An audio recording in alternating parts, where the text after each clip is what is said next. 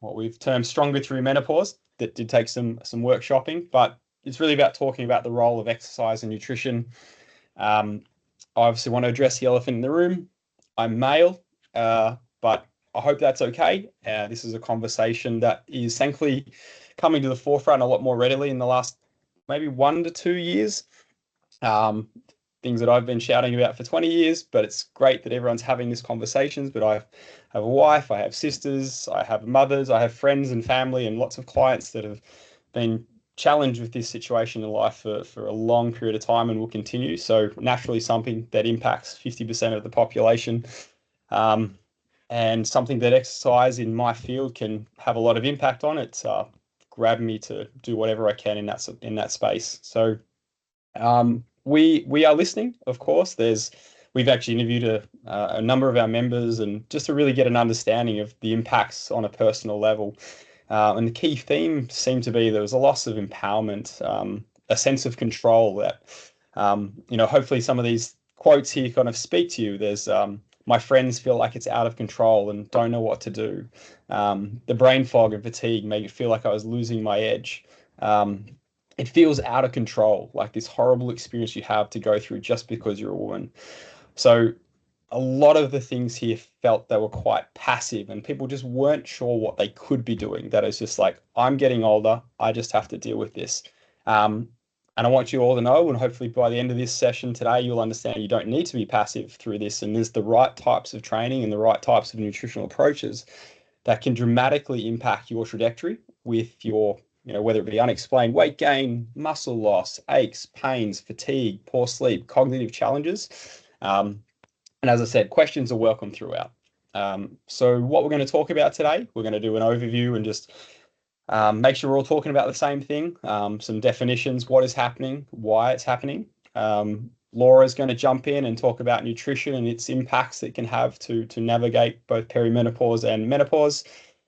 I'm then going to talk about the actual system-wide health impacts and what you can be doing about it. And we're going to finish off with the strategies around exercise and what a week should look like. And of course, plenty of time, or hopefully some Q&A along the way, and also some solutions for everyone. So for those that don't know us, there'll be just a few people here.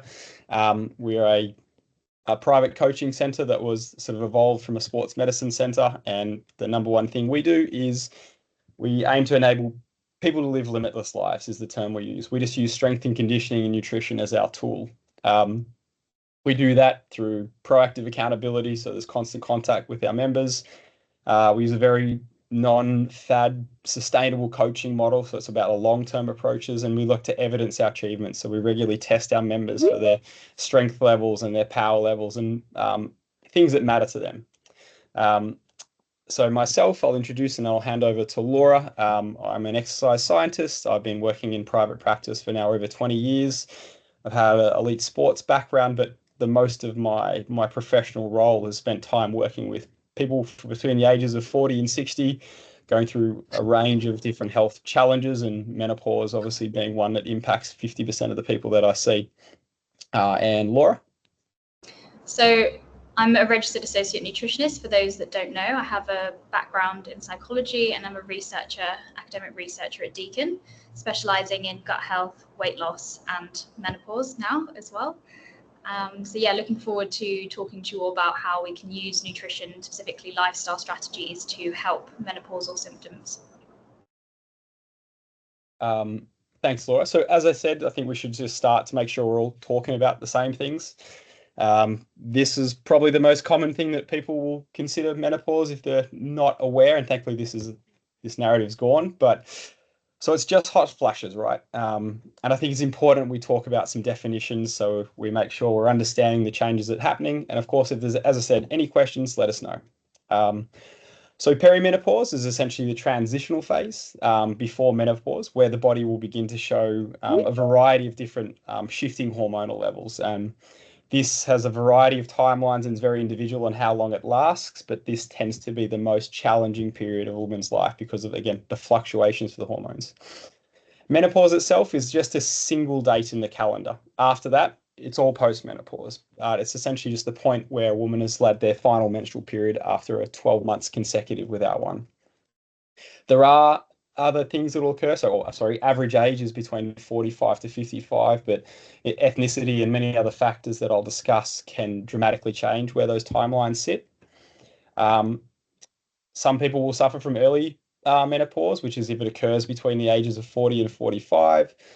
Women will experience what's termed premature menopause, and happens if it occurs before the ages of 40 years old. And this can be driven by family history, which is the number one reason. If you have a history of smoking, chemo or radiation therapy, if you've had surgical removal of the ovaries, surgical removal of the uterus, and there are health conditions. So if you suffer from rheumatoid arthritis or things like chronic fatigue syndrome, the likelihood of early or premature menopause occurring are significantly higher. So why does it happen? The grandmother theory is probably the most relevant theory, and this is based on the fact that us and I think two other mammals are the only mammals that live beyond the years of our reproductive years. And there's a theory that states that because women played a large role in primal times, growing the family and community, if they were no longer producing children, they were able to then support the grandkids and became the grandmother theory. There's also another theory is that we never used to live long enough that this would be an impact. So essentially, we're now outliving the hormonal changes that existed. The hypothalamic pituitary gonadal axis is where everything drives from, and essentially it's an interconnecting set of neural and endocrine tissue that sits all over the body. It's a highly integral and regulated unit that controls fertility. But this is where then the decrease of estrogen and progesterone start to occur and cause the cascade of various symptoms that impact the whole body. Obviously, there's a lot of potential symptoms that the 10 most common symptoms that are reported. Number one, brain fog, there's fatigue, poor sleep, night sweats, mood swings, anxiety, and a range of other ones there. But there are a lot of less common ones that many are suffering from. There's the cold flushes, which is the opposite side from those from the heat. There's the altered spatial awareness, there's hair loss, there's thinning, there's gum disease, burning tongue, electric shocks, and these are impacting a not insignificant number of women. But as I said, there's lots of things we can start to be doing about this and impacting the various symptoms, and also making sure that beyond menopause that you're considering your long-term health as well. So I'm going to hand over to Laura, unless there's any questions so far. Great. Okay. Thanks, Laura.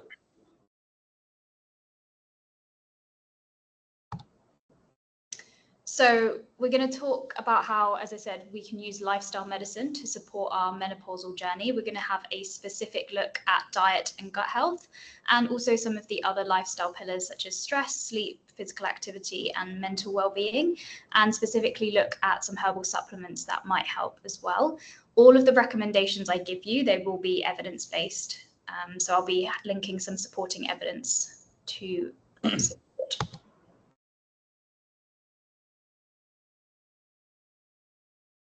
Sorry, wasn't sliding. So we're going to look at nutrition for abdominal weight gain specifically. So this is one of probably the most common symptom that women come into the clinic with and say, I've suddenly got stubborn weight gain around the abdominals and everything, I've tried everything, nothing's working, and everything I used to do before no longer works. So you can change the slide. One of the first strategies women will turn to is caloric restriction as a strategy to hopefully decrease the weight that they're seeing. And one of the strategies is intermittent fasting. Now, there's a lot of good evidence for intermittent fasting in the short term. However, in my experience as a practitioner, it works a lot better for men than it does for women, purely because they don't have the same hormone cycles going on and the same drop-offs in estrogen. And there's findings to suggest that actually fasting can make menopausal symptoms worse. So for one of the reasons, the body loves regularity. So if you are not eating regularly and you're skipping meals and eating at different times of the day, the body gets quite confused. And as an evolutionary mechanism, it goes, okay, well, I'm going to store fat because I'm not sure when I'm next going to get fed. So the best thing you can do to prevent menopausal weight gain is to eat balanced, nutritious meals. And also fasting can increase your cortisol, which is already elevated during menopause as well. And because you have a more restricted window in which you're eating, that can also pose health risks for bone and muscle loss as well. And you can miss out on kind of key nutrients because you're missing essentially one meal of the day. So things like protein. And alcohol. So alcohol is inflammatory, and inflammation has been shown to be linked to menopause. Women have heightened inflammation during this time. One of the kind of key reasons is that as we age, our organs that detoxify the body actually shrink. So if you think you are having a bad hangover and your hangovers have got worse, you'd be absolutely right. So our pancreas, our liver, these shrink by about 20 to 40%. And also our insulin as well. We're not as good at reducing that glucose response, and alcohol is pure sugar essentially, which means that excess glucose gets stored as fat around the abdominals. And also, if the liver is prioritizing detoxifying alcohol, it's not putting that into hormone regulation, which can cause mood instability and other symptoms as well. So protein is probably the gold star macronutrient that you need to worry about in menopause. And the reason being is that researchers in Sydney, this is kind of a recent discovery, have coined something called the protein leverage effect, which is where women's protein demands go up significantly during perimenopause. And what they noticed was that instead of women getting their calories from protein, they were getting it from other sources, so fats and, processed foods and different things to compensate for this increased macronutrient demand. And this is one of the reasons they've seen abdominal weight gain across menopausal women. And protein is also really satiating. It's the most satiating macronutrient, so it keeps us fuller for longer. It's also involved in neurotransmitter synthesis, so things like serotonin and dopamine, which improve our mood and also how motivated we feel. And it's also involved in bone health and also muscle maintenance. And skin health is a really important one. As estrogen declines, you might notice that your skin is not as supple as it used to be. So eating more protein, obviously the amino acids that build collagen are the same ones in protein. This can really help with skin appearance as well.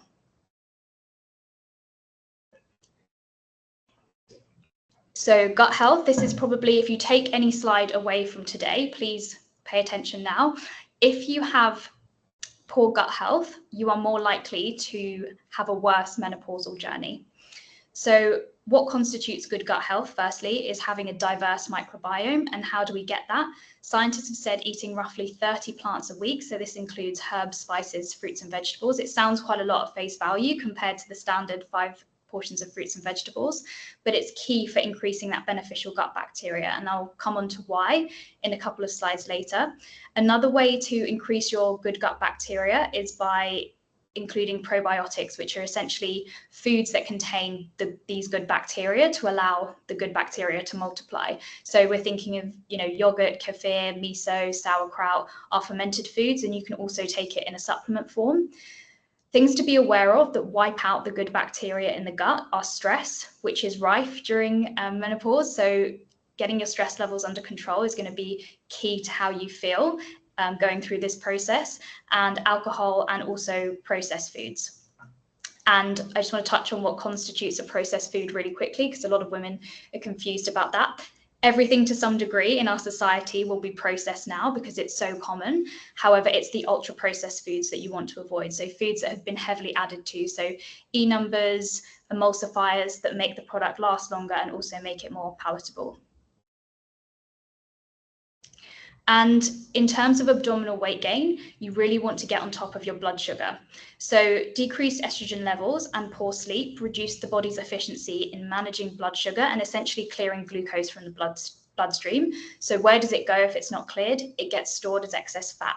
So some of these tips, I've included 4 tips here, and these are taken from the Glucose Goddess method. And one of the best tips, it's free and it's fairly easy to do, is to go for a 5-minute walk after you eat meals in order to bring down that blood sugar.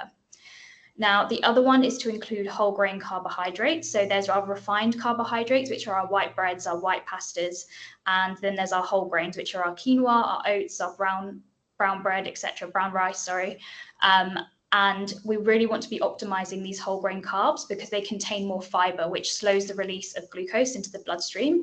If you are not running marathons, I know we do have a marathon runner on this call, sorry to call you out, you shouldn't be having heaps of white refined carbohydrates. We really want that nice stable, as you can see in the picture on the bottom with the toast and avocado, that really nice stable glucose leveling out, and that's achieved from our whole grains. Another tip, if you can stomach it, is our apple cider vinegar. So taking that either before or after we eat has shown really good evidence for lowering blood sugar. And the final tip is to clothe your carbs, which is adding a protein, fat, or fiber to your fructose or sugar or refined carbs, if you are choosing to eat it, to cushion that glucose into the bloodstream. So if you can see from the example here, they've got the white toast with avocado. That avocado is going to make a huge difference because it's a fat and a fiber in slowing that blood release into, the glucose release into the bloodstream compared to the pano raisin at the top. Okay, so we're going to quickly jump into nutrition for bone health. So one of the key minerals for bone health is calcium. It regulates heartbeat, blood clotting, neurocommunication, and provides fluid balance in cells. So it's really, really key. If you aren't getting enough calcium from your food, it will extract it from your bones. So this is where we see osteopenia and osteoporosis start to occur, because it keeps taking from the bone over time, which then weakens the bone mineral density, leading to osteopenia. So women over 30 need between 1,000 and 1,200 milligrams per day of calcium.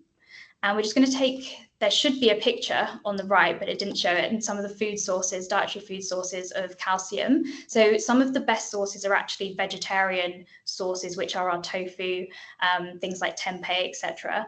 And this kind of goes across. I know I've said it to a few people on the call that actually vegetarians and pescatarians, people that have quite a high plant-based diet, they tend to have an easier time in menopause compared to our carnivores that we see. And that's because, we'll come on to that in a bit, these foods contain phytoestrogens and also more calcium as well for bone health. Things like dairy and also greens are really high in calcium too. If you fall into the bracket of type of people that you don't think you get enough calcium from the diet, you're going to want to supplement it. And the gold standard for supplementing calcium would be calcium citrate. So this is the highest bioavailable form, which essentially means that the body absorbs it a lot better than some of the other forms of calcium, which are calcium ascorbate and calcium carbonate. If you are supplementing calcium, you really don't want to take it on its own. Make sure that you take it with other nutrients, so things like magnesium, vitamin K2, and vitamin D3, which are our bone vitamins.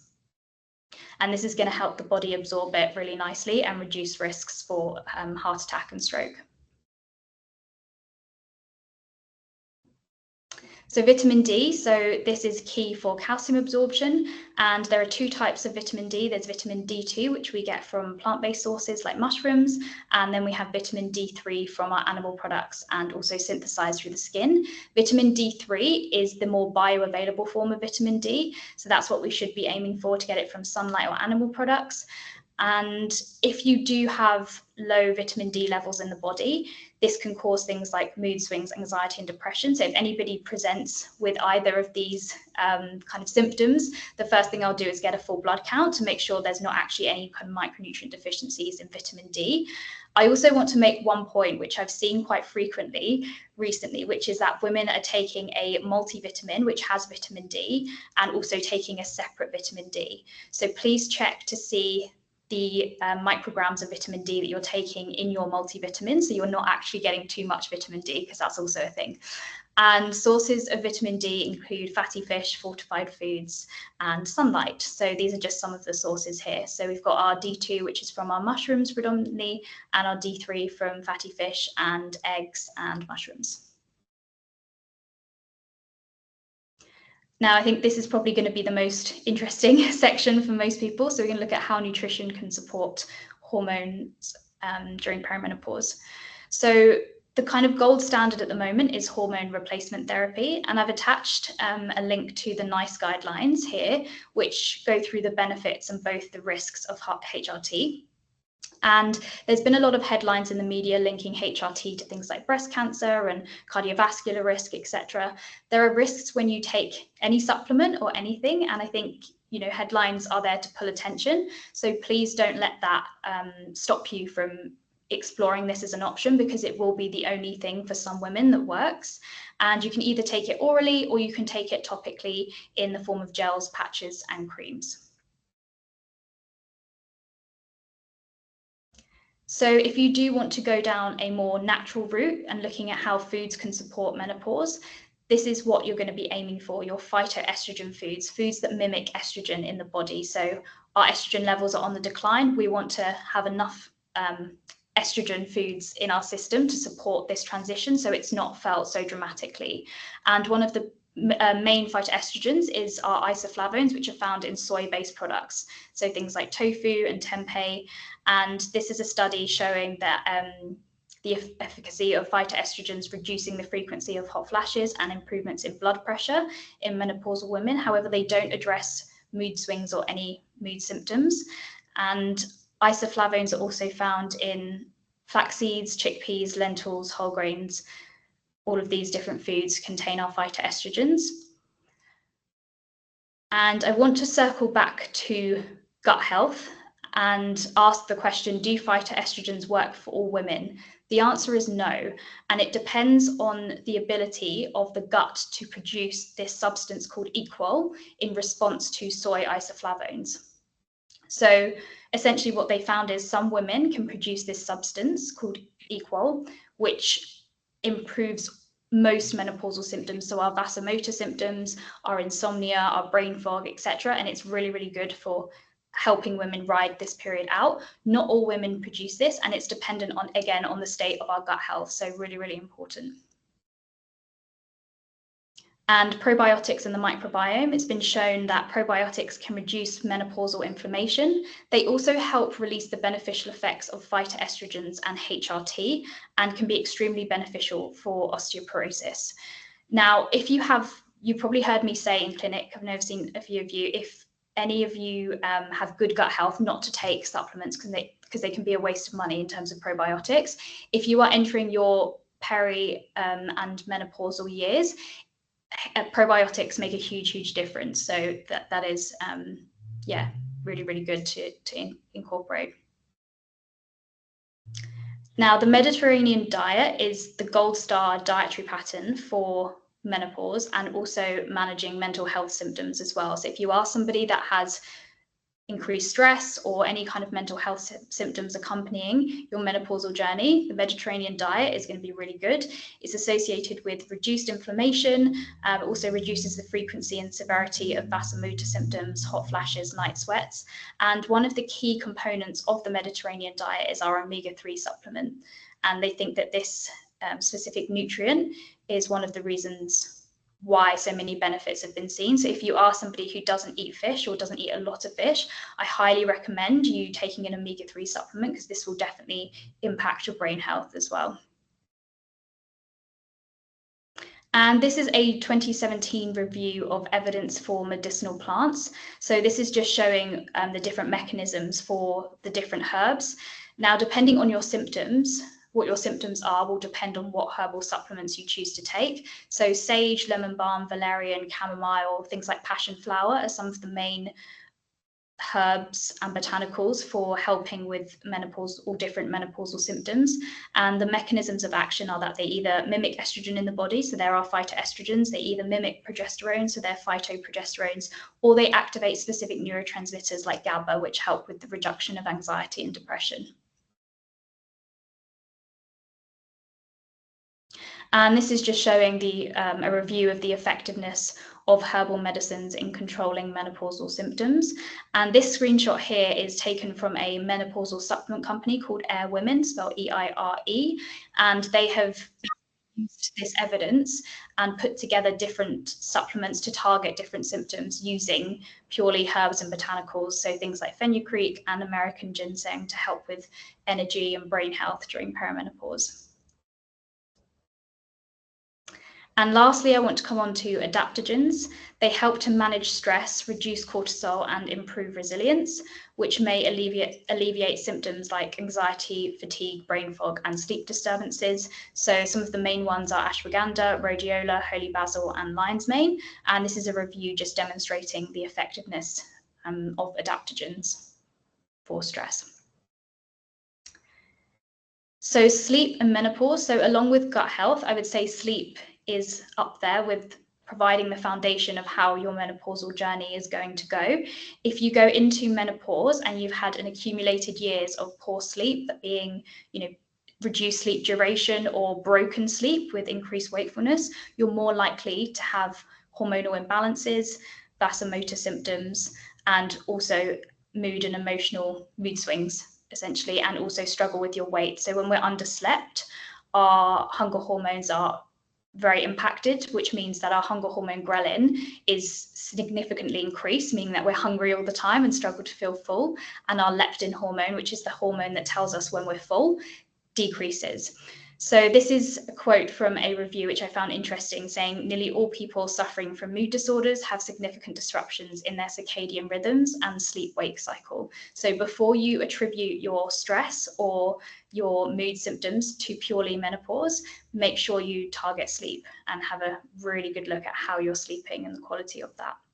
So sleep strategies, a consistent sleep schedule has been associated with improved symptoms and improved mental health.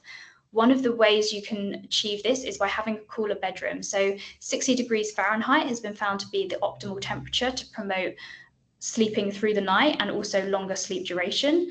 And having our last meal more than 3 hours before bed is also associated with longer sleep duration and decreased wakefulness. If you are someone who struggles to relax around bedtime, supplementing with magnesium might be a good strategy.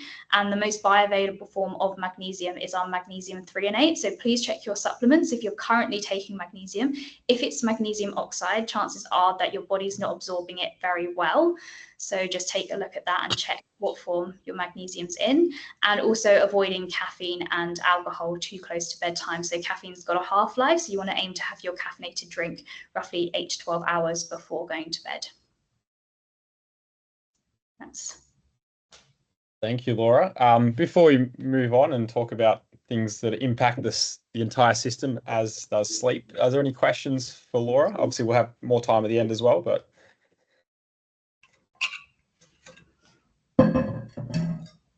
all right. Well, so the things I'm going to talk about is the variety of impacts of the changing hormonal profiles, particularly the estrogen decline on the various systems of the body. I'm not going to deep dive into all of them because it'd take a long time, but it's going to start seeming a little bit doom and gloom, but I'm also going to talk about the solutions and how you can counteract each of the things I talk about. So the impacts of perimenopause and menopause and the huge variations of experiences and severities of symptoms that women will experience is because there are estrogen receptors in absolutely every part of your body. As I said, I'm not going to address all of them in huge detail, but there's a couple of key ones that we're going to talk about. So number one, and the reason this is number one, because cardiovascular disease is the number one killer for both men and women. As estrogen levels decline, we lose the protective effect on the cardiovascular system. Essentially, estrogen plays a pretty critical role in maintaining the elasticity of your blood vessels and therefore promoting healthy blood flow. So as your estrogen levels decline, you will end up, unless you put action in place, with stiffening of the arterial walls. And this, of course, increases future cardiovascular event risks. Estrogen plays a pretty important role in your cholesterol regulation, and all of these will link intimately to everything that Laura's already spoken about as well. But it positively impacts your lipid metabolism by helping you produce more high-density lipoproteins and lowering your lower-density lipoproteins, so improving your balance, essentially. With those losses of the vasodilatory effects of estrogen, we have a greater risk of developing high blood pressure. And in long-term exposure to high blood pressure, again, there's some challenges that will come for your long-term health. As Laura highlighted, one of the key concerns and symptoms and challenges that are faced through perimenopause and menopause is weight gain. And it's more to do with the change in body composition. So weight gain is normally anywhere between 1% and 3%, but the real challenges come with it. There can be a really large increase in visceral fat, which is the stuff around the abdominals and around the organs, which is really problematic. This could be up to 5 to 8% increase through perimenopause, and then up to 15 to 20% increase in visceral fat storage post-menopause. Now, this is concerning is because visceral fat is metabolically active. So it contributes to insulin resistance, systemic inflammation, and dyslipidemia. So lipid irregularities, and all of these contribute to cardiovascular disease. Menopause is associated with overall increased systemic inflammation, and this is because estrogen is a key anti-inflammatory hormone that we have. Obviously, long-term exposure to inflammatory conditions and higher levels of inflammation, again, exposes the body to greater risks of cardiovascular disease. But there is solutions to all this. So regular physical activity with the right types of strength training and cardiovascular training, the combination being key, more than counteracts the declines of estrogen hormones with regards to the elasticity of the blood vessels and promoting healthy blood flow, so we can eliminate that risk off your checklist. All forms of regular exercise, again, impact your lipid metabolism, increasing levels of high density lipid proteins. And this is without even talking about the nutritional side of things, and lowering levels of low density lipoprotein. So you're going to start seeing a pattern here on what your solution is. Hypertension, again, the combination of cardiovascular training and strength training is the tool to use. And as I said, the combination, not one or the other, has a significant benefit for risks of hypertension moving on. Along with the things that Laura has spoken about around nutrition, regular strength training, not cardiovascular training, will be the largest thing you can be doing to impact and improve the body composition changes that you're after. But it's important it's the right types of training, and we'll soon talk about how all training is not equal. And there's some very common types of training, particularly those promoted to women, that are actually relatively counterproductive for this visceral fat gain.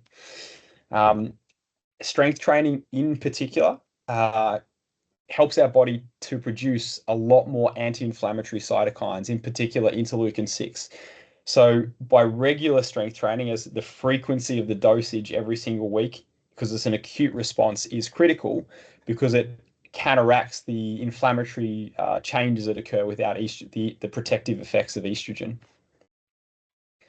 Another key system that's impacted is your metabolic side of things. Now, the number one reason why we have metabolic changes through perimenopause and menopause is still due to lifestyle factors.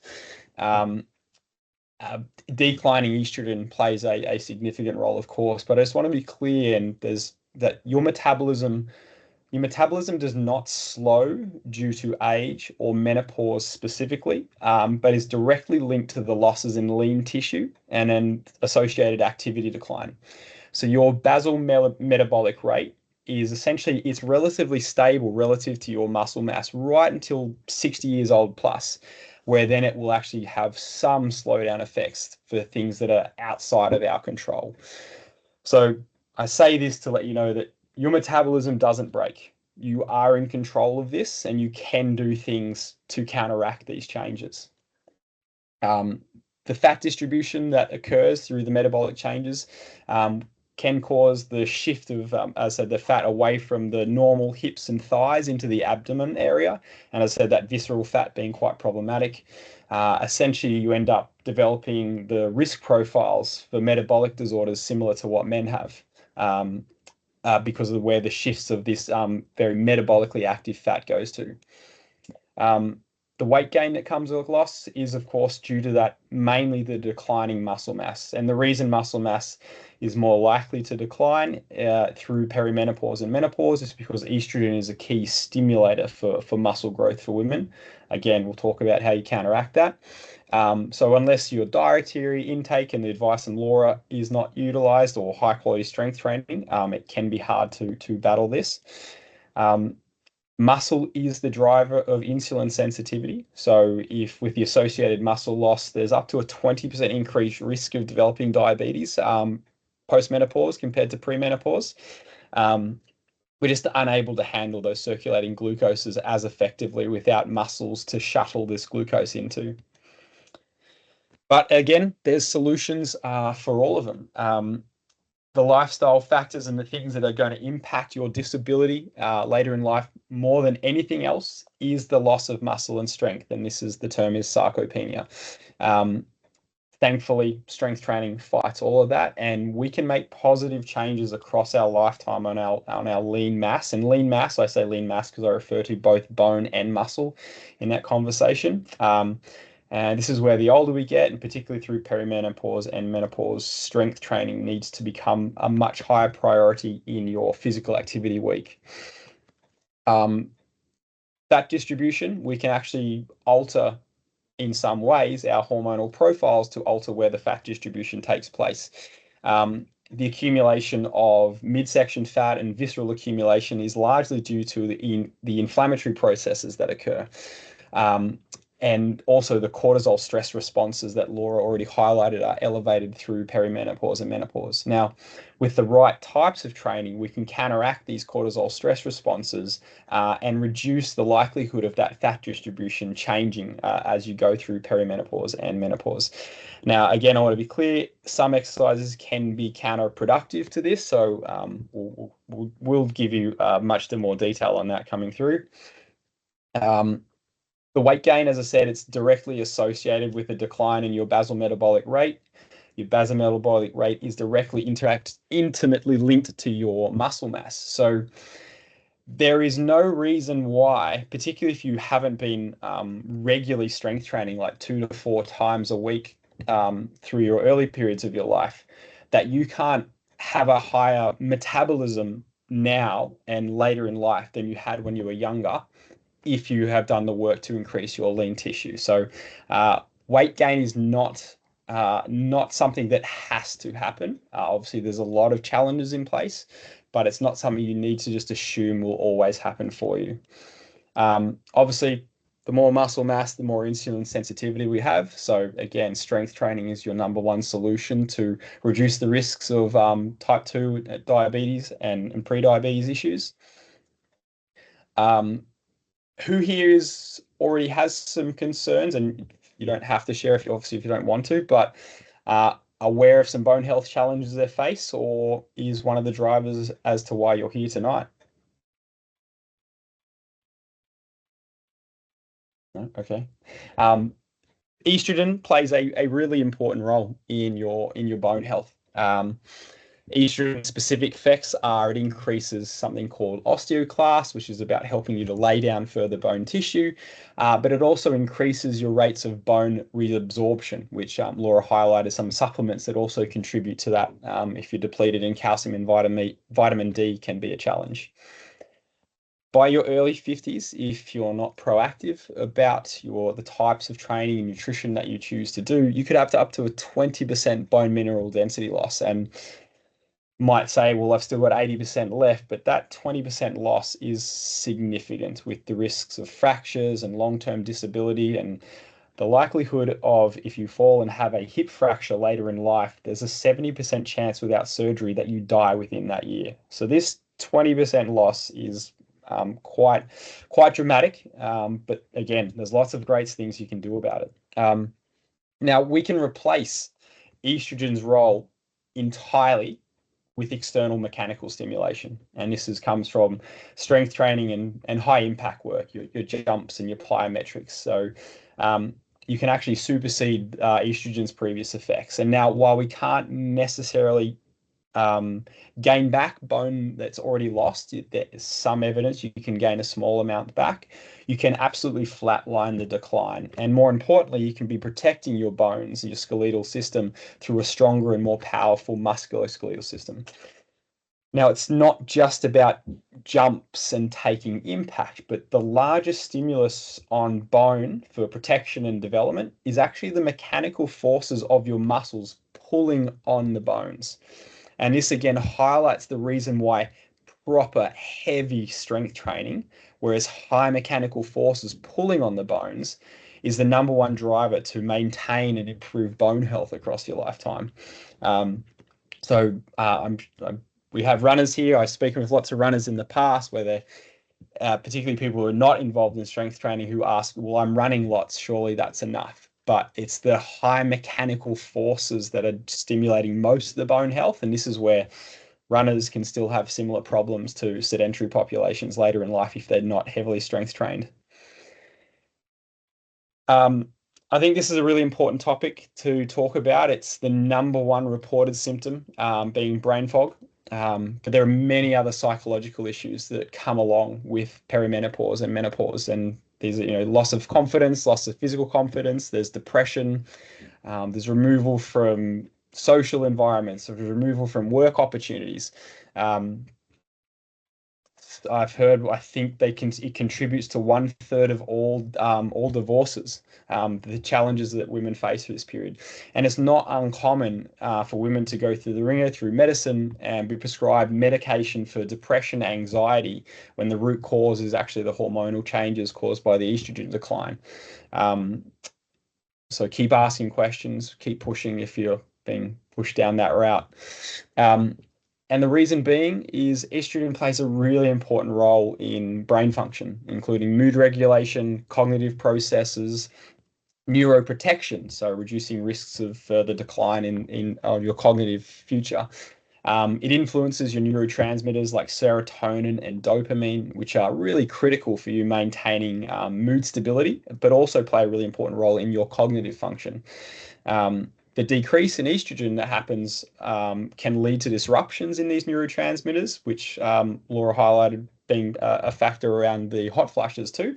But it also obviously contributes to mood disorders and the brain fog.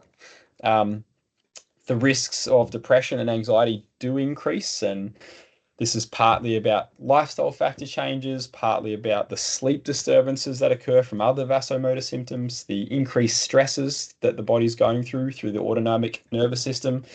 But it can also highlight and increase different levels of anxiety.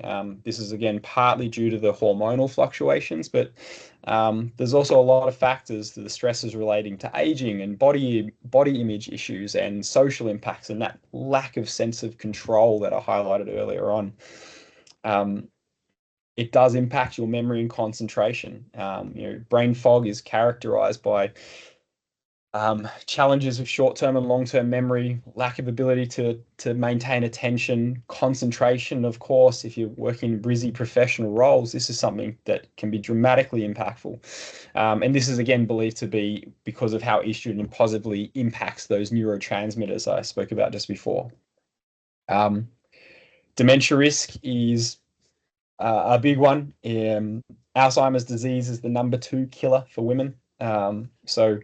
And although the link is a little unclear as to how menopause increases the risks, they do believe that the lower estrogen and the long-term exposure of lower estrogen levels therefore increases the inflammatory processes and long-term inflammatory exposure to Alzheimer's disease. And essentially, Alzheimer's disease is an inflammatory disorder. So this is where it is worth having that conversation with your doctors early, because the earlier you can get and interact with, whether it be HRT, if that's appropriate for you, it's about reducing the long-term exposure of low estrogen levels to avoid these potential risks moving forward.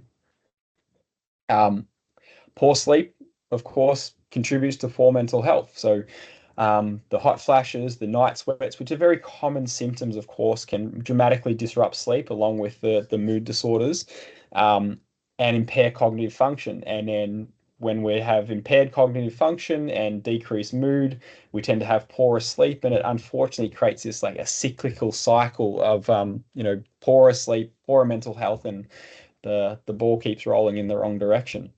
But again, exercise and strength training become a really powerful tool for you here. Again, strength training and cardiovascular training can completely replace the impacts that estrogen has on the production of our neurotransmitters, such as serotonin and dopamine. But it also increases your brain function for a variety of reasons. One being it actually increases blood flow to the grey matter. The risks of depression and anxiety are significantly reduced through regular exercise. And there's a golden spot that we should all be aiming for. It's about building to it, but you need to be training at least 5 days a week. 30 to 45 minutes, and this appears to be the golden spot for reducing all-cause risks of mental health disturbances. And this is irrespective of perimenopause and menopause. This is just everyone's rule. And it is a more powerful tool than medication for those who are not clinically depressed. So it's a really powerful thing that's in your control.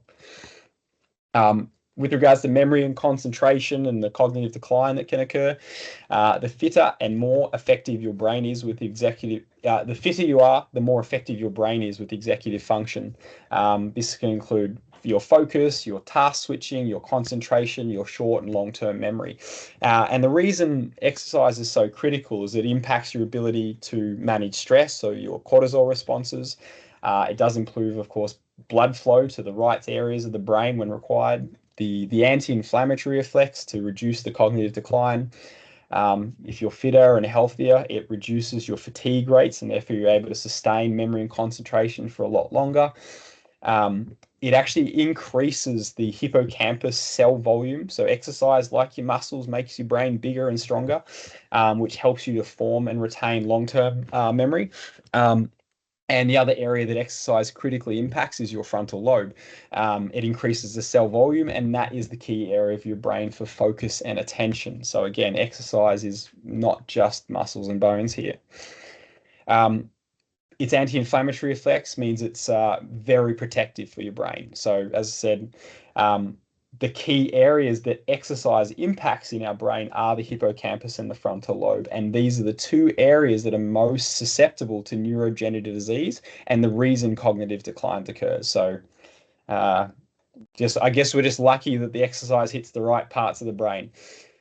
And we all know regular exercise improves sleep. Along with the tips that Laura gave, exercise is one of the key things to improve not just the length of sleep, which can very much be out of a lot of people's control with late working nights or early rising kids, but it really has an impact on the quality of your sleep. And one of the key areas it'll impact is how it impacts your vasomotor symptoms, in particular hot flashes. So 15 weeks, just 15 weeks of regular resistance training performed twice a week is shown to halve both the frequency and the severity of hot flashes compared to the matched controls. And I think it's really important to note that walking, running, Pilates, yoga, it doesn't do it. So there's the right types of training for the right times based on the symptoms you're experiencing. So what do you need to do? I've highlighted the changes and generally said, yep, we need to strength train. Yes, we need to do cardio, but what do we need to do? First and foremost, we need to avoid junk training volume. So up until perimenopause and menopause, HIIT classes, and I'm talking things like spin classes and circuits and things like that, can be very effective and it's really enjoyable. And if it's the type you enjoy, don't stop it. But I just want you to know there's some more optimal ways we can approach your exercise. Essentially, it's loads that are not heavy enough. It's cardio that it's not quite intense enough. And then it's also not low enough intensity to help elevate the parasympathetic nervous system and create the calmness effects. Unfortunately, it's the type of exercise modality that is frequently pushed for women. You go into a standard gym and they'll take the guys to the squat rack and they'll take the women to the cardio machine or the circuit class. And as women get older, they are the population that will benefit most from the quality strength training and some high intensity stuff I'll talk about. It's sold to be toning and burning for more calories and fat, but it actually becomes counterproductive because it creates a suboptimal stress response.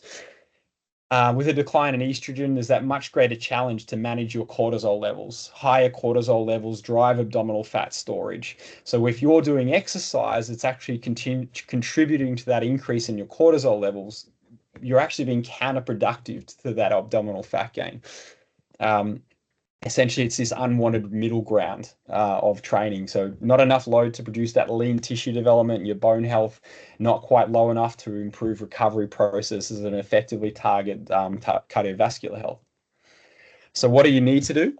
It's polarized training. So it needs to be really heavy, really hard, really fast, but then also slow, restful, and meditative, and skip that in between bit. So as I said, I want to be clear that any exercise is better than none. And if you find that that type of training is the thing that you enjoy most and keeps you consistent, there's still many other health benefits to it. But when it comes to the symptoms and the challenges that come through perimenopause and postmenopause, there's much better things you can be doing with your time.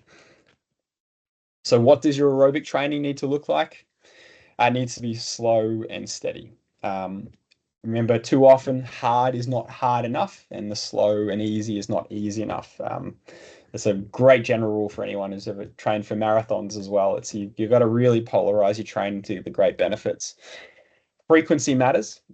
Just try and move most days of the week. 3 to 5 days per week of something is ideal. And this could be walking, gardening, gentle cycling, so stuff that's, conversational and can be quite social.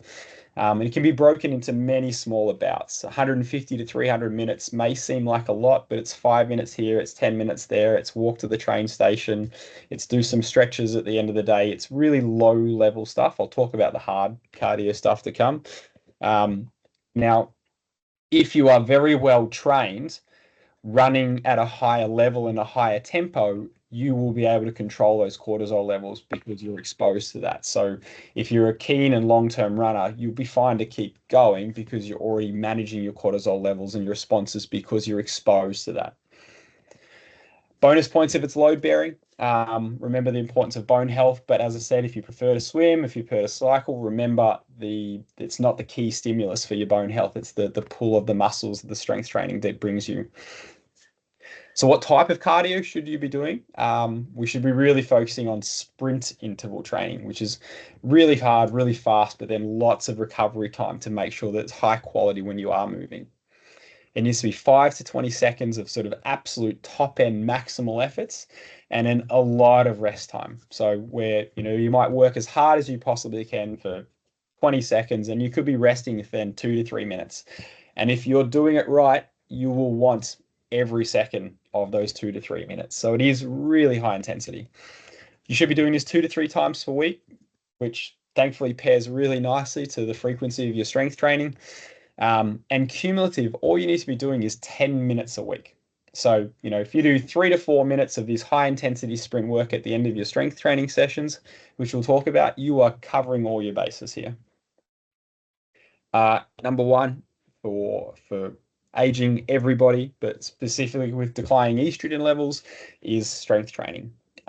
We should be focusing on compound lifts, and what I mean by that is multi-joint patterns, your squat patterns, hinging, deadlifts, lunges, pushes and pulls, things that are using larger muscle groups, larger areas of the body that also allow you to produce more force.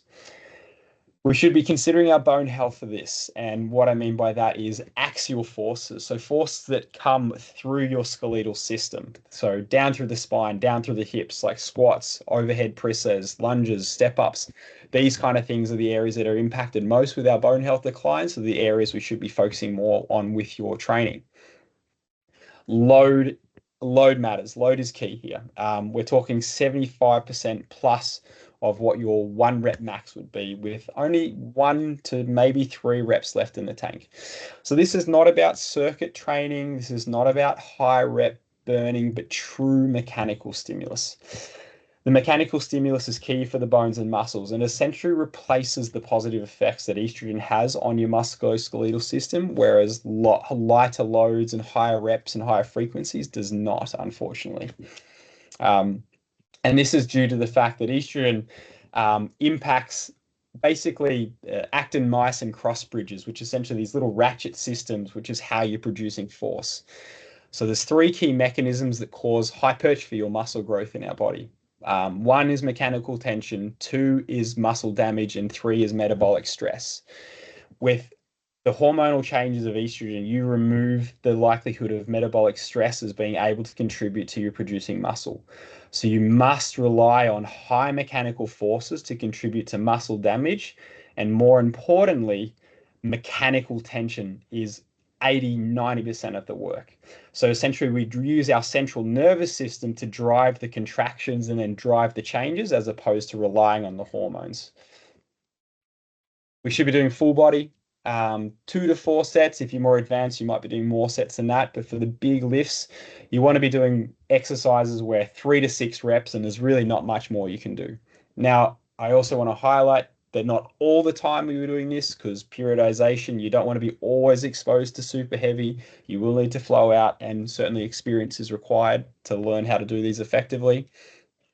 Higher rep schemes of like 8 to 12s plus are still really fine for accessory work. So if you're doing your biceps and your triceps and core and sort of the more localized muscular areas, but only for exercises essentially drive lower stress on your central nervous system, is where the effects come. And as I said, 2 to 3 times per week, that really is the bare minimum. It's dose response. The more you do, the better the outcome is. So ideally, you're doing strength training 3 to 4 times a week, which then lines up really effectively with the frequency of that sprint interval training too. Impact training, when we talk about bone health, is still an important factor. And the reason being is Wolff's law. So essentially, this states that bone will adapt to the degree of mechanical loading, such that increases in loading essentially change the architecture of the internal bone, the spongy bone. But then after the next step is it strengthens the cortical layers. And this is where we start to have that reduction risks of fractures. But it does require significant magnitude, rate, and frequency. We need to make sure that the loads and the speeds and the impacts supersede anything you'd face in life. Now, there's inherent risks, so it's important you start small, start low velocity and low contacts, but ideally you're progressing to doing 50 impacts 3 days plus per week. So this is, jumps and hops and skips and onto boxes. And again, it's easy to link as part of either your warm-ups or part of your strength training. Remember, it's very site specific. So again, think about your bone losses, spine and hips being the key areas. So lower limb jumps and things are going to be more important than, power pushes through your upper body. It's a 3-dimensional world, and we need to be prepared for that and prepare our bones for that. So make sure it's multi-directional. You're jumping sideways and diagonally and landing from all different angles. That's important. But again, risks involved, make sure you guide it appropriately. So the summary, let's try to wrap that all up. We want to avoid that junk middle volume training. We want to use polarized training. We want to go long, slow, and easy, but then we want to sprint fast, lift heavy, and jump explosively. We want to accumulate and just move most days of the week and use this almost like as a meditative element. And as I said, if you're a highly trained runner, going for a long run could actually fit within that meditative side, but for an untrained individual, it's probably just spiking those cortisol levels. Loaded is, of course, best. We want to use that high intensity sprint intervals for our cardiovascular benefits, 20 seconds of maximum efforts, plenty of recovery. And again, only 10 minutes of this is required across your week. Strength training has got to be full body, multiple sets, 3 to 6 reps. So high loads, low rep schemes, and not having much left in the tank. Realistically, 2 plus 3 days a week is what you're looking for. And build those jumps, building to 50 multi-directional impacts up to 3 days per week. And again, it can just be part of those strength training days, used in warm-ups throughout the session. So no added time requirements here, just smart programming. So hopefully after hearing all that, there's pieces in there that we know that you do have control. You don't need to be passive in this and assume and accept that these changes are going to be, the changes are going to take place, but the symptoms and how your body responds doesn't need to be.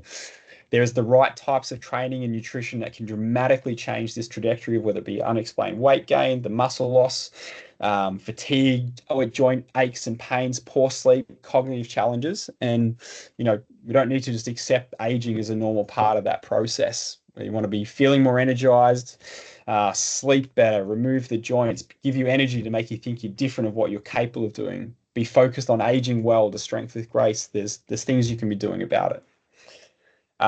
So for those who are not members of Absolute as well, obviously starting new strength training and conditioning and nutrition support, if you're not sure where to go, we can certainly help you with that. So we do have an offer tonight, and feel free to pass this on to a friend or colleague as well, where we'd offer essentially a 6-week Kickstarter, which will involve training, but also is going to include $500 of nutrition services to see Laura here as well.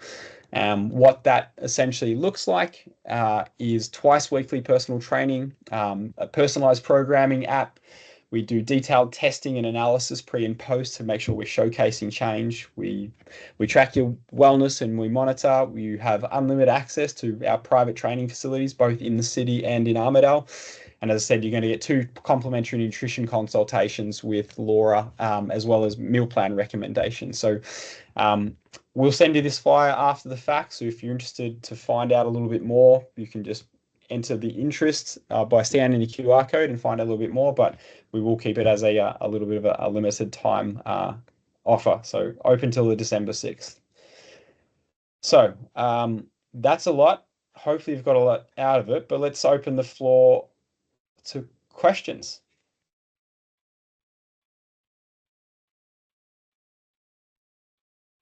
Nailed it. Laura's nailed it. No questions.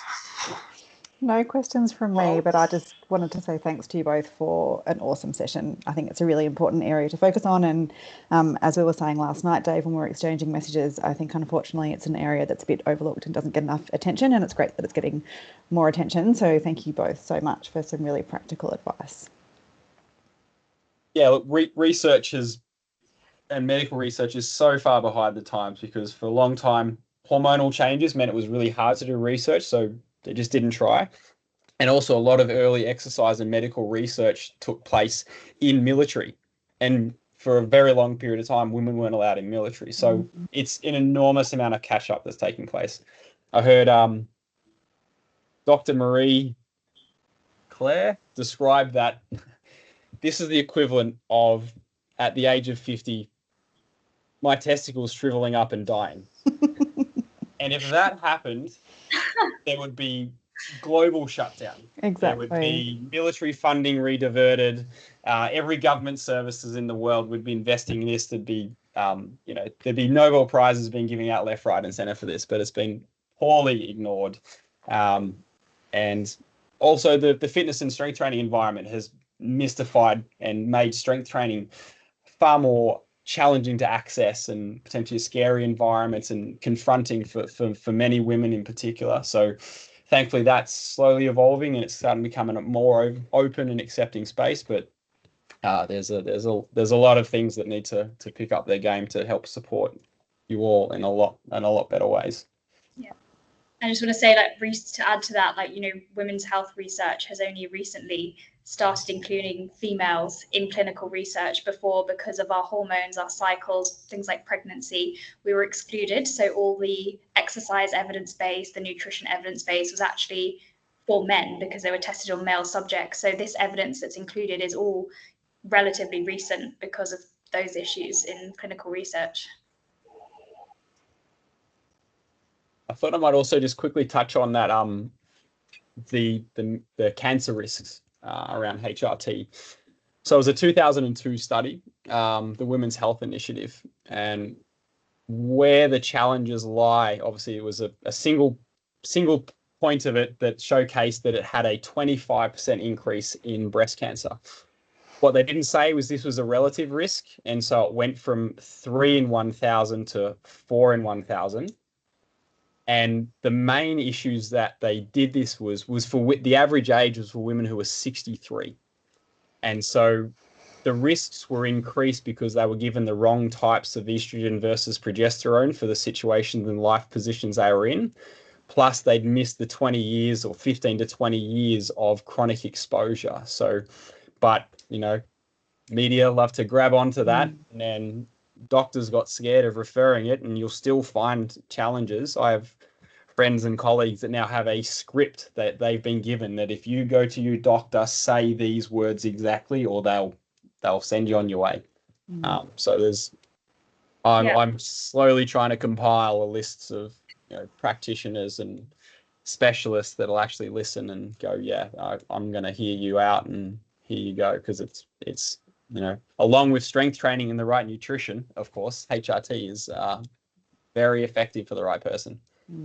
And that study in particular, I think, was founded on pretty poor evidence in the sense that it ignores confounders. So people who are at increased risk of cancer also have other lifestyle behaviors that are causing that risk as well. And they weren't accounted for. It was just a poor quality study that got made into a huge thing, which now, scares women from getting HRT. And as I was saying, for some women, it is the only thing that will work.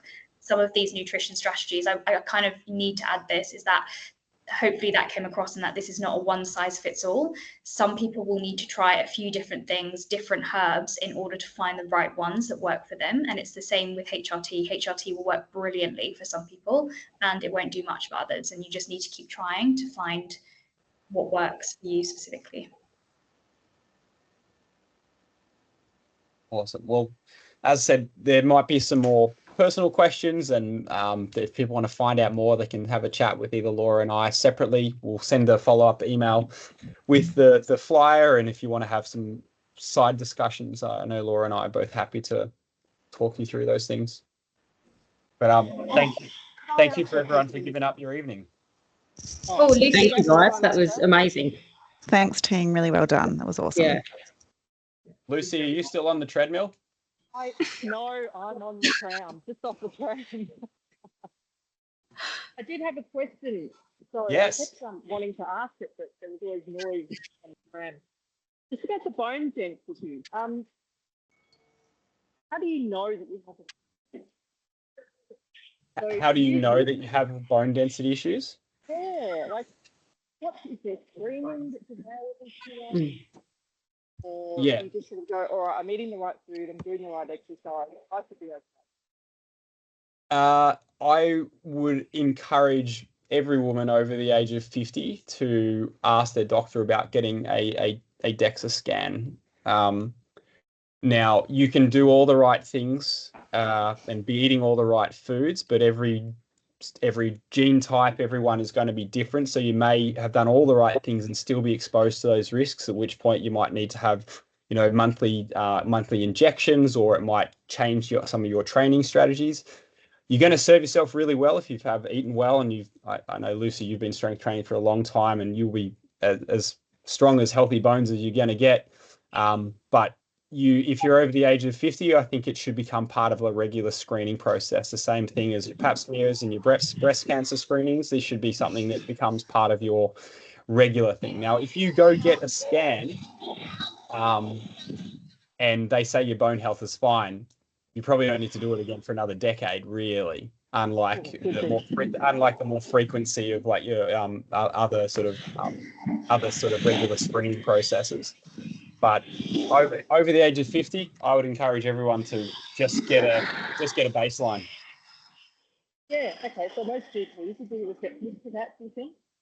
I beg your pardon, sorry? Would most GPs be receptive to asking for a DEXA scan, or do you just go and do it privately? I would hope so. The tide is certainly changing. You do need a GP to refer for it. There are some costs involved, but if you go through your GP, Medicare can help cover some of that. And there's not many places. We are challenged in Victoria now. There's legislation. You used to be able to just go and get it done anywhere, but they changed legislation in Victoria to basically need a specialist referral to go and get it. And essentially it's because it was overused by bodybuilders and they were getting radiation poisoning. So they put things in place. You can't just go and do it. So it is a little bit harder now, but you ask the right questions and get the right person, you should be able to. Yep. Yeah, okay, that's good. Yeah, because I guess with the resounding silence when you asked if anyone was interested in bone density, I hadn't really thought about it. Everyone's already on top of their bone density by the sounds of it, though. Yep, yeah. All right, that's great. Thank you. No worries, Lucy. Okay. Well, again, yeah, thank you everyone for joining us. As I said, if you have any follow-up questions, you'll get our contact details and we can organise future chats as well. Thank you so much. That was really Thanks, great. all. Have a good night. Thanks, Great. Thanks, everyone. See ya. Thank you. Guys. See you later.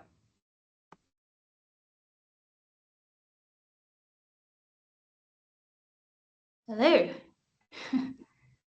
Nice job, guys. How late Nice did that go? job. All right, it's a little longer than I thought, but that's all right. Oops, I'm sorry. Awesome, Laura. Did I go for longer than 20 minutes? I actually don't know.